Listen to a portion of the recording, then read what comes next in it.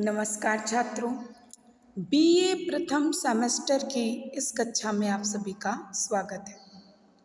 छात्रों, आज की कक्षा में हम व्याख्या करेंगे सूरदास के भ्रमर गीत की। भ्रमर गीत महाकवि सूरदास का भक्तिकालीन पद्धति पर आधारित महत्वपूर्ण ग्रंथ है।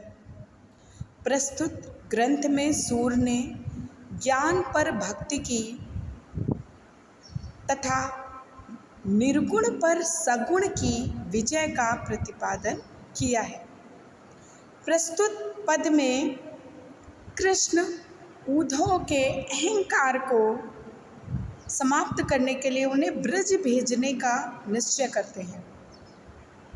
कृष्ण जो कि कंस के वध के पश्चात मथुरा में ही बस गए हैं, उन्हें अपनी विरह व्यथा में पीड़ित गोपियों की दशा का पूर्ण भान है और इसी कारण वे उद्धव को निर्गुण ब्रह्म का संदेश लेकर गोपियों के पास भेजने का निश्चय करते हैं। तो प्रस्तुत छंद में हम देखेंगे कि किस तरह से श्री कृष्ण उद्धव को प्रेरित कर रहे हैं कि वे जाएं ब्रजमंडल में गोपियों को जाकर के निर्गुण ब्रह्म की योग साधना का ज्ञान या संदेश दे करके आए। तो सूरदास कह रहे हैं कि श्री कृष्ण उद्धव को संबोधित करते हुए कह रहे हैं कि उद्धव मन यह निश्चय जानो कि हे उद्धव, तुम अपने मन में निश्चित रूप से ये जान लो कि मैं तुम्हें स्वयं मथुरा से ब्रजमंडल की ओर भेज रहा हूँ। मन क्रम बच में तुम्हें पठावत ब्रज को तुरंत पलानो, कि मैं तुम्हें मन कर्म और वचन से तुरंत ब्रज की ओर पलायन करने की आज्ञा दे रहा हूँ, कि अर्थात मेरी बात मानकर तुम शीघ्रातिशीघ्र ब्रज की ओर प्रस्थान कर जाओ। पूर्ण ब्रह्म सकल अविनाशी ताके तुम हो ज्ञाता। हे उद्धव, तुम पूर्ण ब्रह्म जो कि संपूर्ण सृष्टि में व्याप्त है तथा जिसका आदि नहीं है, अंत नहीं है और जो कि अविनाशी है, उसके तुम पूर्ण ज्ञाता हो, अर्थात तुम्हें ब्रह्म के स्वरूप का पूर्ण ज्ञान है। तुम निर्गुण ब्रह्म को पूर्णतः जानते हो, उसके स्वरूप से परिचित हो। रेख न रूप जाति कुल नाही, जाके नहीं पितु माता।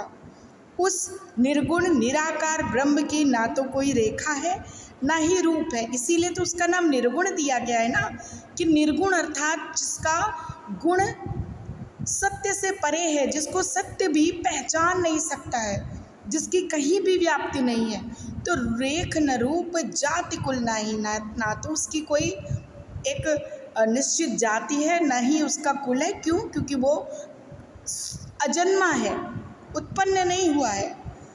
और जाके नहीं पितु माता, कि जिसकी ना तो आदि का पता है ना ही अंत का पता है।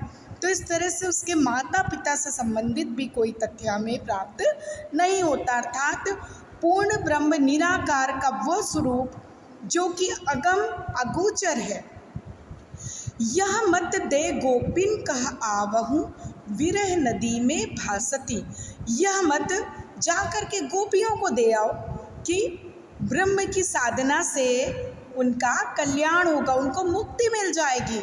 वे गोपियाँ जो विरह की नदी में डूब रही हैं, उतरा रही हैं श्री कृष्ण के प्रेम के विरह में, तो यह मत जा करके गोपियों को दे करके आओ कि उनकी आसक्ति प्रेम में नहीं बल्कि निर्गुण ब्रह्म की उपासना में होनी चाहिए, जो कि विरह की नदी में डूब उतरा रही हैं। उनके कल्याण के लिए उनको निर्गुण भक्ति का योग साधना का ये मत दे करके आओ। सूर तुरत ये जाए कहाँ तुम, ब्रह्म बिना नहीं आसती। कि सूर, ये तुम उनसे जा करके बताए आओ कि ब्रह्म के बिना इस संसार में कोई भी सार नहीं है। किसी भी तरह की मुक्ति ब्रह्म की साधना के बिना नहीं है।